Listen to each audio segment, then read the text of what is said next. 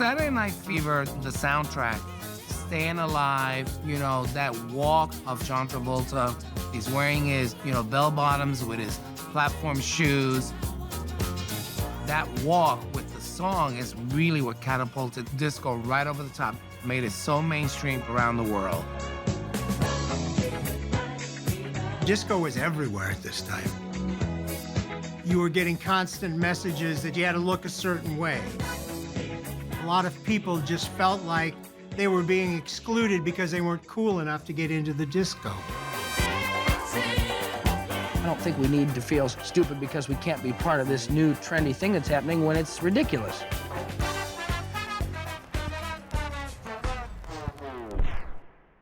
There was a before and there was an after. 50,000 people showed up at Chicago's Comiskey Park. Many had come for Disco Demolition Night. Disco sucks! You don't like the Village people?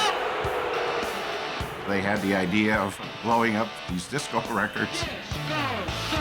And I thought, that is going to be so cool. I hope they don't let you people see what's going on here at Comiskey Park. One of the saddest sights I've ever seen at a ballpark in my life. There were some people who really were anti-disco, and in the aftermath of disco demolition, a lot of folks sort of washed their hands of the whole scene. You have to destroy all disco. Radio stations stopped playing disco music overnight. This whole disco hate and disco demolition was a nightmare for many of us in the industry and for the people who enjoyed the music. To the degree we're looking for the origins of our time, I think we're looking for those moments, those divides that help to explain how we got where we are. This is an early episode in what we call the culture wars. People were fighting over what is the kind of music that should be valued. Disco had so much meaning. Music matters to people quite deeply. And to threaten that is to threaten who they are on either side of this divide. They're not going to shove it down our throats.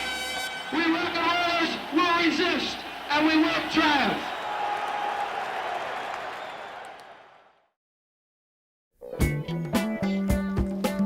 Starvation, inflation. 7.5 million workers unable to find jobs. That's the highest unemployment rate since 1941. Whether it's in your home. Everything changed. Gasoline prices are going to climb even higher. We're running out of gas, all kinds of economic problems, and the Vietnam War ended poorly. Malaise was a perfect description of the 70s. In the early 70s, on the one hand, you have legislated civil rights, and yet you have racial conflict.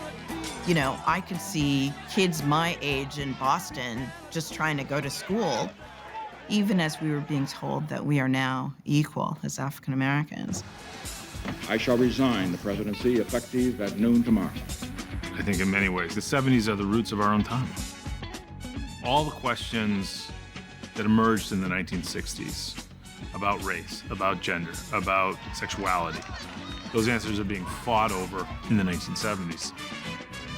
But in the 1970s, it's a completely different economic and political climate than it is in the 1960s. The 70s is really important to look at in terms of the ways in which people were processing their worry, their anxiety, their insecurity. The erosion of our confidence in the future is threatening to destroy the social and the political fabric of America. This is particularly profound for people in what's now called the Rust Belt. Already, 300,000 car workers are out of a job. In Pittsburgh, Milwaukee, Chicago is seeing hollowed-out spaces. Detroit is falling apart. These major industrial centers are no longer what they once were. Is this the first time you've been unemployed recently? No, this is the first time. So there's a sense that there's just this extreme situation of insecurity. I am at the pinnacle of absolute desperation, or I would not be here. The psychology of the 1970s is both a sense of loss and a sense of unknowing. what terrible thing is going to happen next? A young white male seeing the closing of these plants, and he's saying, well, what's going to be my future? Am I going to actually have a job?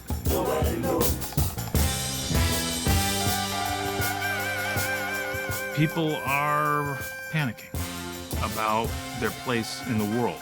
It's really kind of a decade of fear in a lot of ways.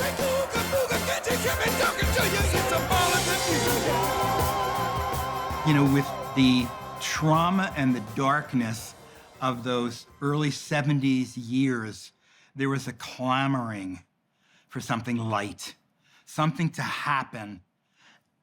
It was disco.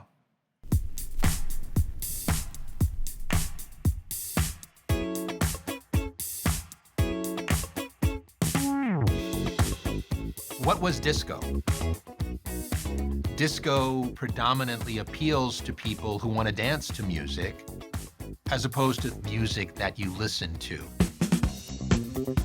Dance music is music that makes you want to move. Whether you're just tapping your foot or well, you'll get up off your chair and begin to move. Body music.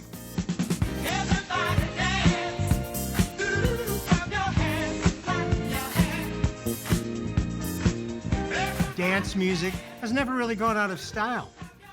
Things come and go. Dance music stays consistent because people like to feel the beat. Whether it's disco, ballet, modern jazz, any type of dance, there is that feeling of being completely free and able to do whatever you wanted to do on that dance floor. Dancing and dance-centered nightclubs were so important to African Americans, to Latinx communities, but also particularly to gay communities, LGBTQ communities. One of the reasons why is there are relatively few social and cultural spaces where these people who are discriminated against and marginalized can go out, socialize, and feel safe. For Black and brown LGBTQ communities, where can you find the space to engage in kind of everyday dreaming and to be able to collaborate in that dreaming with dance floor partners? It was treacherous to be gay in the 60s.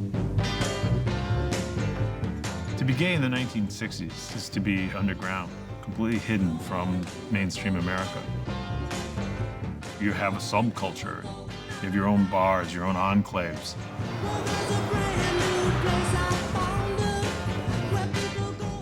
I moved to New York City in 1966. And one of the first things you did when you moved to New York was you went to clubs. And it was about dancing. The whole club scene was about dancing. Disco was finding joy in your body. So it made so much sense that in the 70s, you would see this kind of turn towards pleasure. And disco became the kind of sonic accompaniment to those joyous revolts against patriarchy and homophobia. People wanted experiences where they were transported out of what they felt was a constrained condition of existence and identity. A few years after I moved to New York, the Gay Activist Alliance purchased an old retired firehouse in Soho. It was the first club owned outright by gays. And it was like ours. We owned it. We felt free